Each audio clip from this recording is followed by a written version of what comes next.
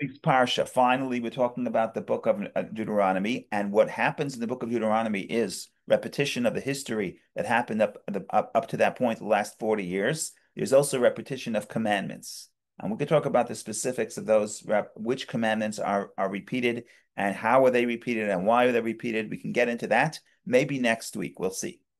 In any case, in any case, what is clear is that the repetition of the commandments are here in preparation for the entry into the land of Israel and creating the society that Torah envisions for life in the land of Israel. So in this parsha, we're going to hear about laws that we haven't heard about earlier. Maybe they were stated. We believe they were stated earlier, but they weren't recorded because it wasn't relevant up to that point. But now we're going into the land of Israel. We're going to have to build a state. We have to think about the distribution of power and the separation of powers and who has power and what institutions have power and what are the limits on the power. That all you have in this week's parsha. And this week's parsha is a beautiful parsha if you want to talk about political theory. And we talked about this in the JLI when we talked this past one, at least a little bit when we talked about Menashe ben Yisrael. Many of the founding fathers were influenced by the Jewish idea of a state, and most of that comes from this week's parsha. You have the separation of powers, you have the limitations on the king. We begin not with, so in this week's parsha, we have the Supreme Court, we have the priest, we have the prophet, and we have the king. And we don't start with the king. We start with the Supreme Court because the law reigns supreme. And then we have the king and we have the limitations of the king. But in any case, so we have the concept of separation of powers, which we could talk about all day, but I don't want to get into that right now. We also have the idea of how to talk about the institutions for the society, national institutions. And like I said, you have the Supreme Court, you have the king, you have the prophet, you have the priests, etc. You also have another institution. I don't want to call it an institution, but it's something that an individual does not do and is not allowed to do. It's only the collective could do. And that is war. And you have the laws of war. And the laws of war are also set out in this parsha. And it's very interesting because when you talk about collectivism and the nationalism, not necessarily in a negative sense, but nationalism as in the post, we are here together, so we're building a country, so we have to put our efforts together to achieve certain goals. Very often what happens that you forget about the individual rights or the individual's dignity. And therefore, let's say times of war, even in great countries like the United States, where you have unbelievable civil rights, unheard of civil rights. But sometimes in times of war, some of these can be suspended temporarily because we say now is not the time to worry about your individual rights when there is a collective crisis, right? So, and the danger is that the more you focus on the collective, you can ignore the rights of the individual or the person of the individual. And what you see about this week's parsha, that specifically in the entire parsha, there's references to the rights of the individual, but specifically in times of war, where you would say that every person has to sort of throw away their own concerns for the collective, for the patriotism, for the love of country, for the love of people, for the love of nation. And we say, no, no, no. There's certain checks on the power of the collective to draft the individual. And the examples are, if a person marries, first year, you don't go to battle. Person builds a new home. You build a new home, you have a year to enjoy the home before you go to war. Person, you plant a new vineyard. You have to enjoy the first crops. Now, we're talking about national security. We're talking about a national emergency. You say you're not going to participate in the national need because you just planted a vineyard. I mean, it sounds ludicrous if you're thinking about the times of war, which is put the needs of the country before your own.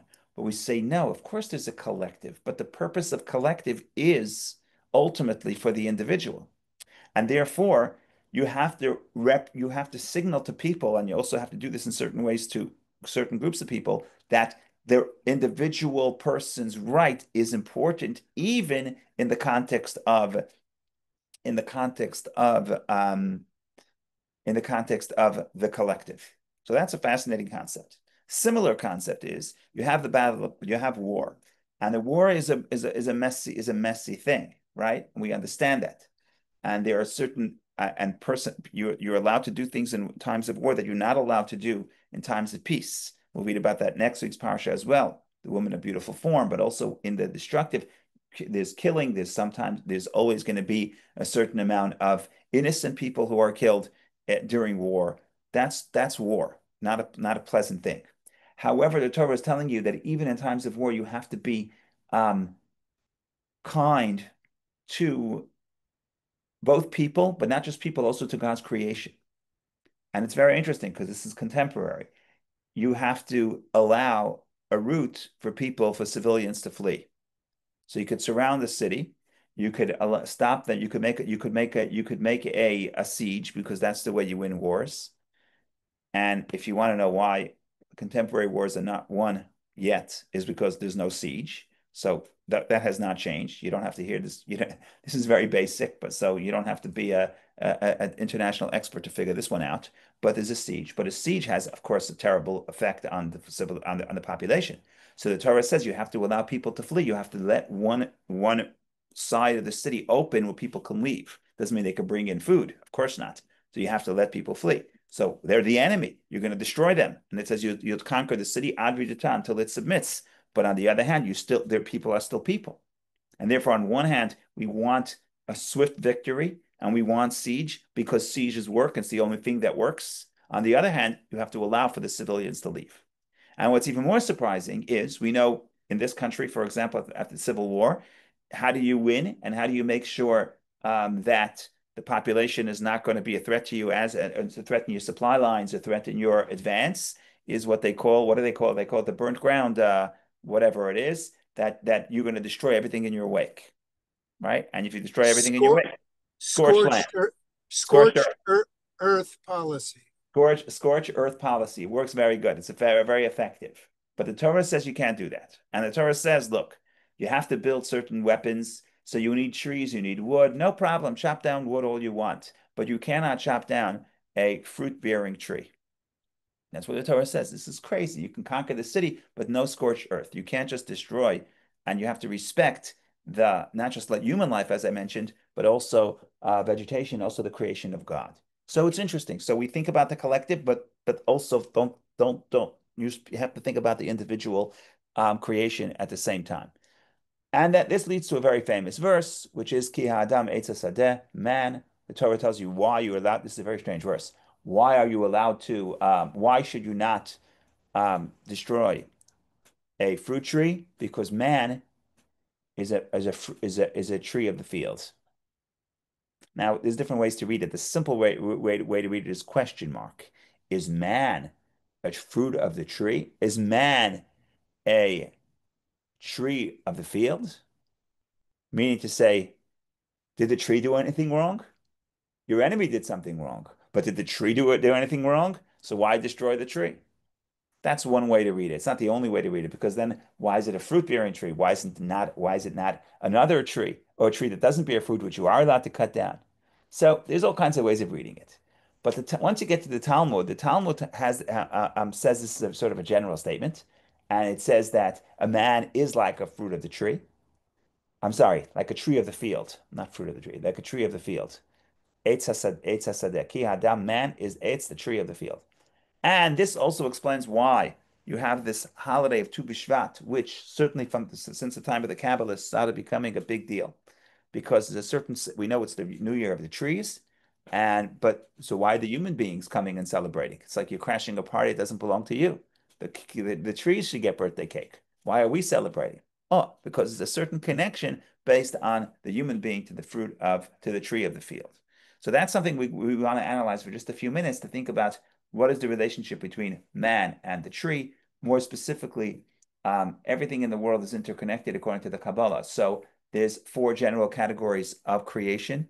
You have the human being, you have the animal life, you have someach, things that grow, vegetable kingdom, and then you have the inanimates.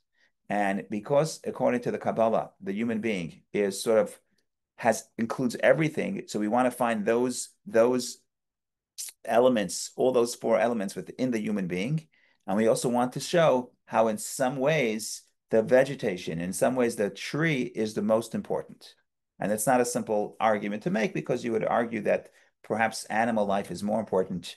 So we want to sort of put out those Kabbalistic concepts, explain what they mean, explain what they represent.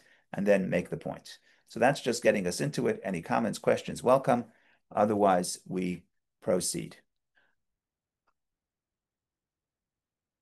Okay, so an important point here to make is that the Kabbalah is very interested in the idea, of course, there's 10 sfirot, which is the 10 character traits within the human soul, which reflect the 10 divine character traits which God uses to create the world.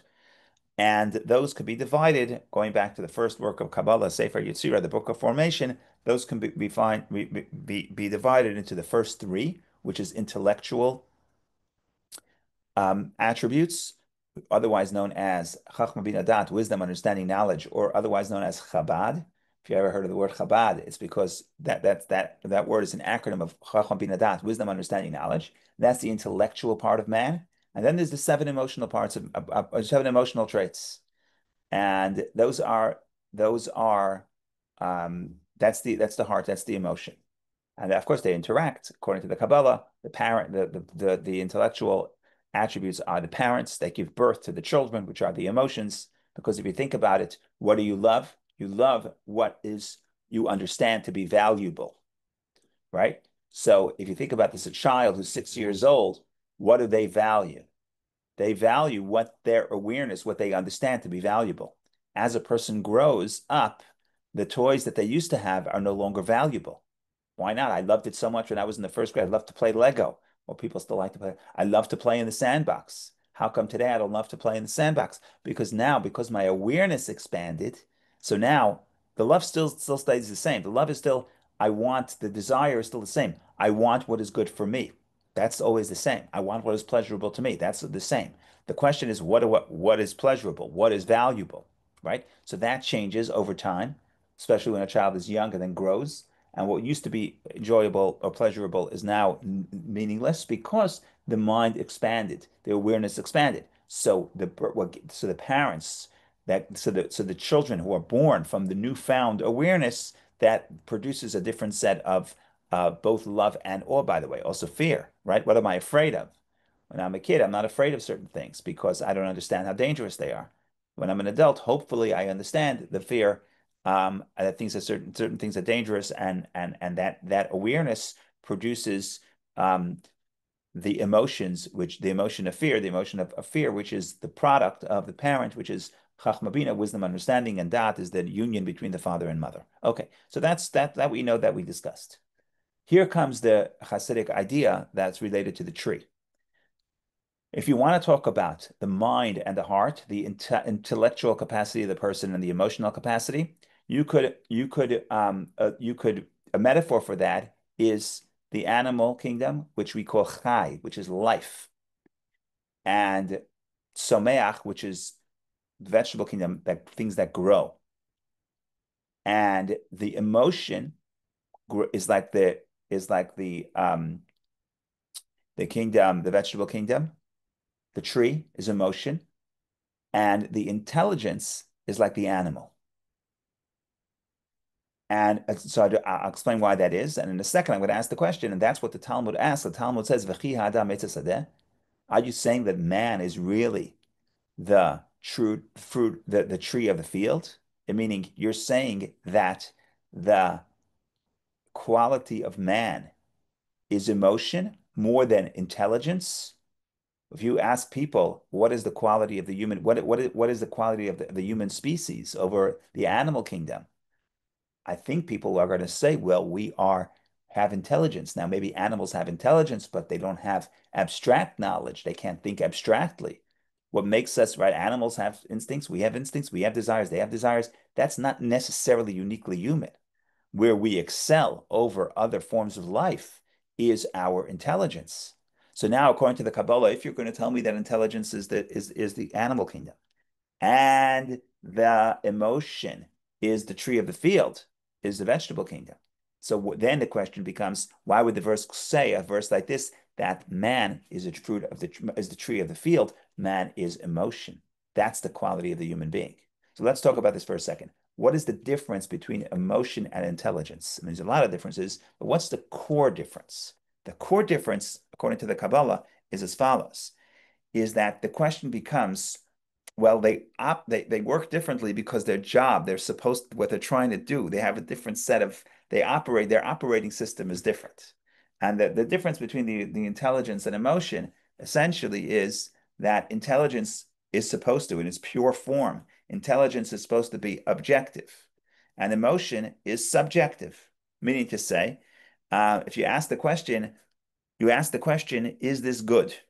Or what is good, right? So the emotion and the intelligence are going to answer this question in two different ways. The intelligence hopefully is going to say, is this good as an abstract concept? Is this what is the objective truth? The heart, the emotions have no interest in objective truth. It doesn't matter if this is good for society or for truth. What matters for the heart, if you ask something, is this good, is how does this make me feel? Right? So it's rooted in the subjective. Now, that's not a bad thing. If you're emotional, if you're a heart, if you're emotion, that's your job. Your job is to ask the question, how does this make me feel? Now, if you're the mind is not allowed to ask that question.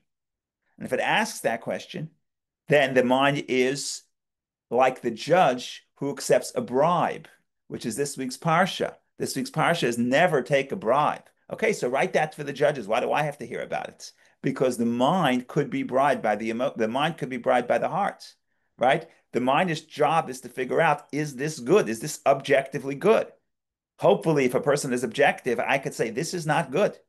But if my heart tells me it is good because it makes me feel good, because the heart is supposed to be asking a different question. It's not supposed to be asking what is the objective truth. It's supposed to be asking what is the subjective truth. How does this make me feel? So the heart is supposed to ask that question. If the mind asks that question, that is dangerous because the mind's job is not to it's not to be rooted in the subjective. It's to be objective.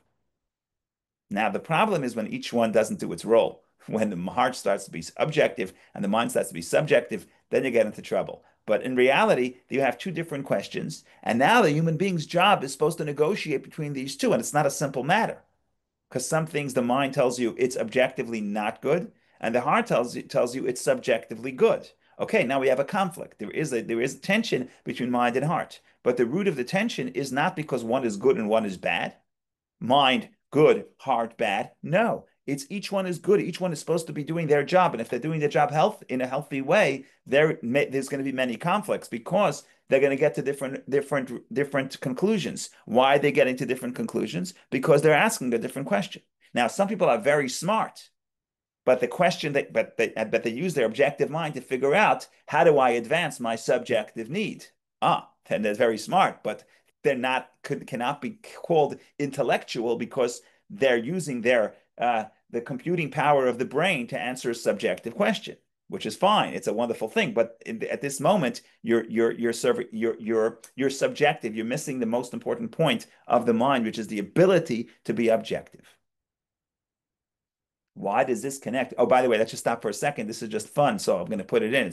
I call it cotton candy. It's just fun, just quick pleasure because it's such a beautiful interpretation.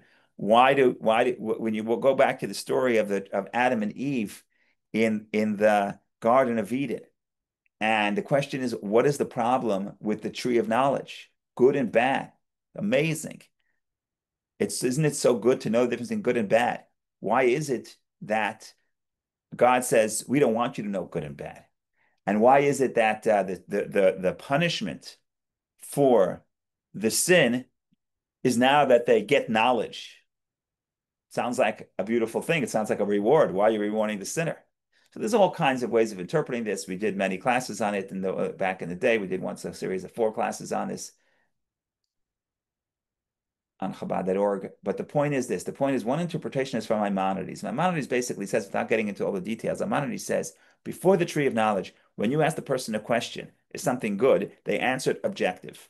That's what they answered. They didn't have the subjective perspective. Now, when you ask Eve or Adam, is this fruit good? You know what they're going to say? They're going to give the subjective answer. That's the problem.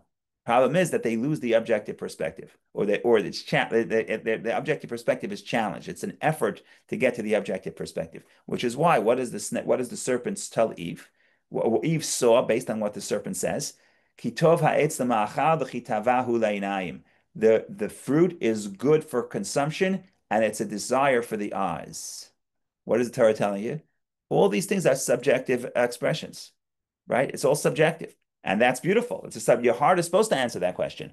But when the mind asks that question, and the mind is asking the subjective perspective, then it's a little bit dangerous. Okay, let's go back to the animal and the human being and the tree. What's the difference in the animal and the human being? And why and the tree? And why is it that the animal represents intelligence and the tree represents emotion? The answer is that an animal is alive and an animal could roam. It's not rooted in one place.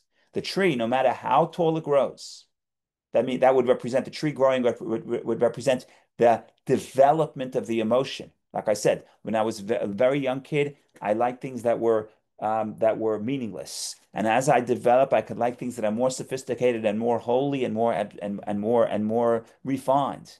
That's fine. But so my tree is growing. Could be like a California, what do they call those? Redwoods?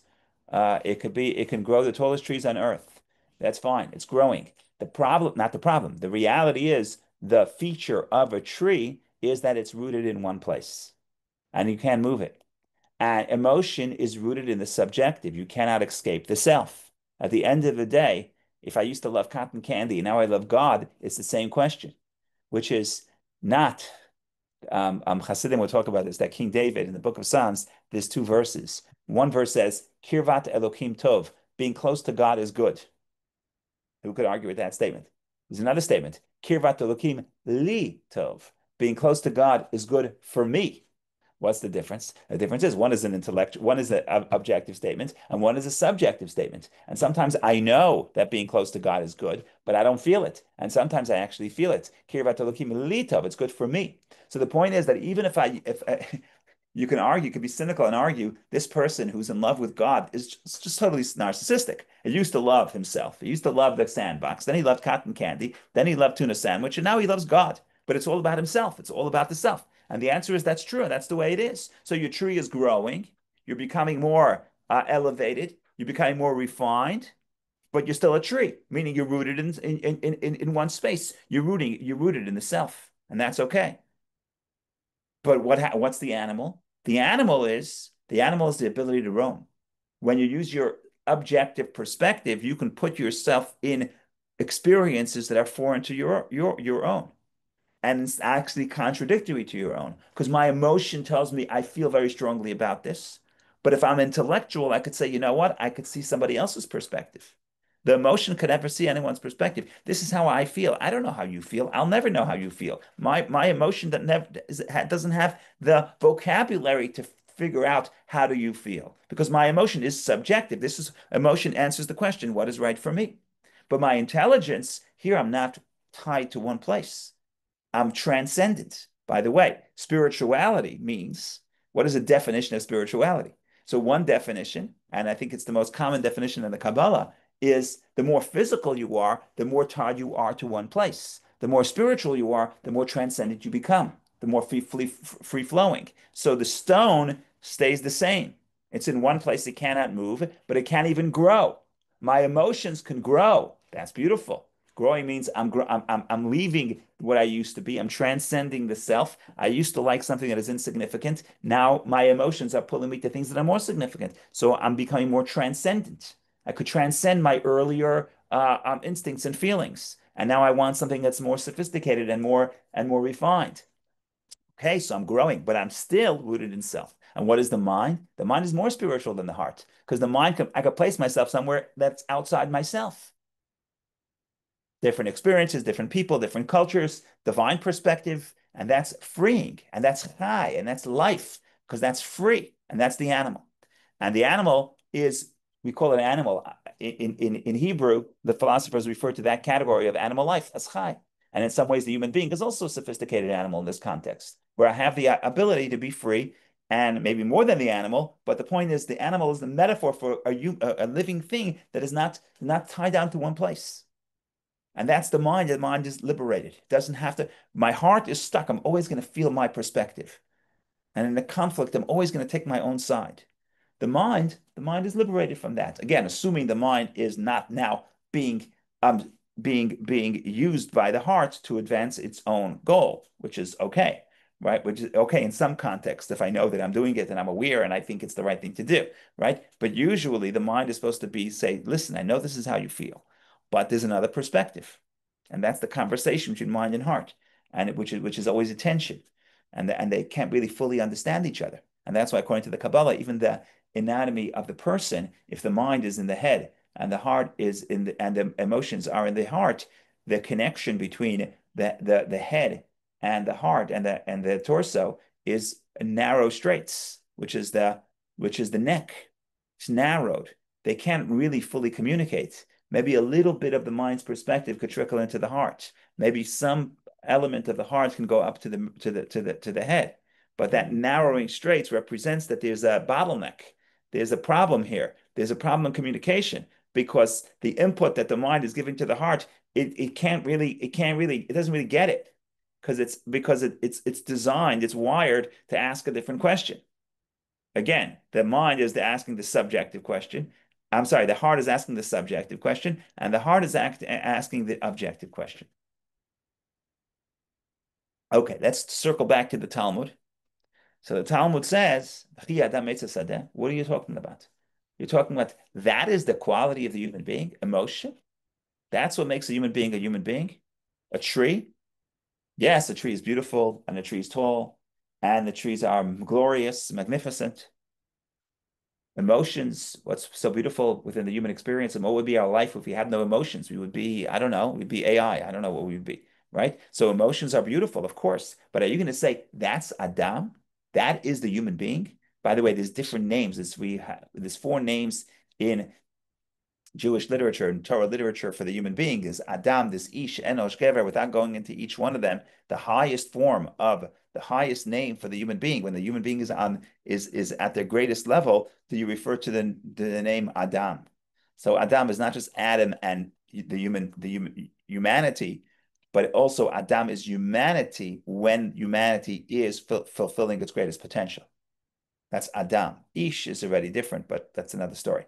The point here is Adam. The here the Torah uses the highest form. What's the highest form of the human being? It's a sadeh, tree of the field. And that's what the Talmud is offended. The Talmud says, is a man indeed a tree of the field? Is that indeed the quality? Is that indeed the greatest quality of the human being? The heart, the emotion? Emotion is exciting, but is that what we have? Is that our unique contribution? Is that where we excel over all other creations and species? Or is it the mind, the emotion, or is it the mind, which is the ability to be objective and to soar beyond our own narrow perspective and understand ideas that are abstract and foreign to us. And that's the question, a beautiful question. Now, the answer the Talmud gives is a little cryptic, so I'll give you the answer of the Talmud, and then I'll give you the Hasidic take on that answer. So, what does the Talmud answer? The Talmud says, look. Yeah, the Talmud says that we're talking about a student trying to select a teacher. Who should you study from? So the Talmud says, go back to that story, go back to the pshat, go back to the simple meaning of the verse. What does the verse say? The verse says that a tree that does not bear fruit, you can chop down, you could destroy in war, in battle. But a tree that bears fruit, you could not chop down. Says the Talmud, what is fruit? Fruit is good deeds. That's what the tree produces. If you think about it, the tree is sharing, a giving of itself. What does the tree give for others to take? It's the fruit. So if you talk about the fruit, a tree that has fruit, don't destroy. A tree that does not have fruit, you could destroy. Says the Talmud, Talmud says, is the man indeed a tree of the field? And the answer is yes. Man is a tree of the field in the sense of if he produces fruit, if a teacher produces good deeds, learn from him. If a teacher does not produce good deeds, don't learn from him. Now, I'm not sure this helps exactly answer the question, but you'll see in a minute that this is exactly this statement gets to the point of what this statement does answer the question. But at the surface, it's very technical. Okay, so the verse is telling me how to select a teacher. And the answer is don't just look at what the teacher says in the classroom, but look how the teacher lives his life. If this person produces fruit, then he's a good teacher. If he doesn't produce fruit, he's not a good teacher. Now that itself is not necessarily a universal perspective because if you ask somebody who's the best mathematic teacher, mathematics teacher, the person who produces fruit? Not necessarily. What does one have to do with the other? But that's what the Talmud is saying. The Talmud is saying that this verse is teaching us that who should you learn from? It has to be not just a teacher, but a teacher. It has to be a teacher that produces fruit, a teacher that produces good deeds. So again, if we have to figure out, do we buy into that notion to begin with? And second of all, how does that answer the original question, which is man a fruit of the tree? Is that the greatest quality of man? And then here we come back to the answer, and the answer is yes. The answer is yes. Of course, the human being's gift that other creations don't have is we excel. That's where we excel over other creations is the mind, the ability to think objectively, the ability to think abstractly. Of course, that is our quality. But what the Torah is teaching you by saying man is a tree of the field is that what is the purpose of that objectivity? So we have the ability to fly up to space, to soar up to space. What's the point of that? What's the goal that we can, what's the point of knowing abstract mathematics? What's the point of all this? And here the Torah says the point is to come back and affect the emotion. If this ultimately is not making us better people, is not changing our subjective perspective, then chop it down. There's no point. Then it's going to be used for the negative. Then it's dangerous. Then it's not. Then there's no quality in here. So this is a very deep insight. The deep insight is if you want to see what is the greatest quality of man, is don't look out for the greatest quality of man. Greatest quality of man is clearly the mind, is clearly the objective. But then the question is, how does that quality affect you? How does it change you? You as an individual and you as humanity. Are we better people because we have this new advanced knowledge? Are we better people because we have this new technology? And the test is not, can we get to Mars? That's not the test. I mean, it's a beautiful thing, but that's not human advancement. Now, I know what I'm saying here is controversial because many people say, no, we want to be completely objective. And we want to think about knowledge for its own sake, which is usually what the Torah says. But the Torah says, yes, knowledge for its own sake. What's the point of knowledge for its own sake? To make sure you bear fruit. If it doesn't come back to bearing fruit, there's no point in celebrating it. You may as well chop it down. It doesn't help to get you a civilization that has abstract knowledge if it's not going to produce fruit, if it's not going to give good deeds, if it's not going to share, if it's not going to give to others. So now we have a more complicated view. If you want to think about the makeup of the human being, the greatest quality is indeed the mind, not the emotion, the ability to think abstractly, not the ability to think subjectively. However, the Torah is telling you, despite the fact, know that Adam, and Adam represents the highest level a person can reach. So usually Adam is associated with intelligence. The purpose of intelligence is not to remain in the abstract, but to bring it back to the tree of the field, to the tree of the field, to bring it back to the state of emotion. And therefore, it doesn't help anybody how abstractly we could think if this doesn't affect how we feel emotionally about ourselves, about others, and how that transforms us and how that makes us better people. So that's the pitch. That's the idea. That's the idea that in a way, that coming back to this parsha, in a way, we're thinking about the big questions. How are we going to run the country? How are we going to create institutions? But on the other hand, the Torah always comes back, especially at the end of the parsha, with the person who's found that's dead and we don't know who killed him. We're always coming back to, okay, you created these large institutions. How does that affect the individual person? How are you going to make sure these institutions are not just going to preserve their own power, but they're going to use their power to protect the individual? And in a similar vein, just on a smaller scale, an individual scale, in the microcosm, the question is, we have the ability to think big. We have the ability to think abstractly. We have the ability to soar and escape our own experience. But that's only meaningful if ultimately we come back and we realize we have to come back and we're rooted in a certain space. We're rooted in the subjective, and therefore this subjective has to be refined and elevated. And ultimately, the fruit itself is going to transcend itself. How so? I don't know why I have fireworks here behind me, but I guess this is the big point here. The fruit itself is gonna transcend itself. The tree does transcend itself by giving fruit. That's true biologically, but it's true mystically too. That I could be rooted in the self, but I want to help. I want to give. I want to be refined. I want to give to others. And that's how even the subjective, even the tree becomes mobile. That the essay doesn't say, but that's what I'm saying. The tree could find a way. Ultimately, the tree finds a way to escape its own subjectivity and its own connection to land and sort of its burden that it's stuck within self, it could transcend self by giving the fruit, by helping others. So that's the pitch. Um, Something to think about. Have a wonderful day, wonderful Shabbos, and we should meet each other in good health. We're not going to meet on Sunday, traveling, but hopefully Tuesday and Friday in good health. Thank you. Shabbat Shalom. Shabbat Shalom. Shabbat Shalom, Ben.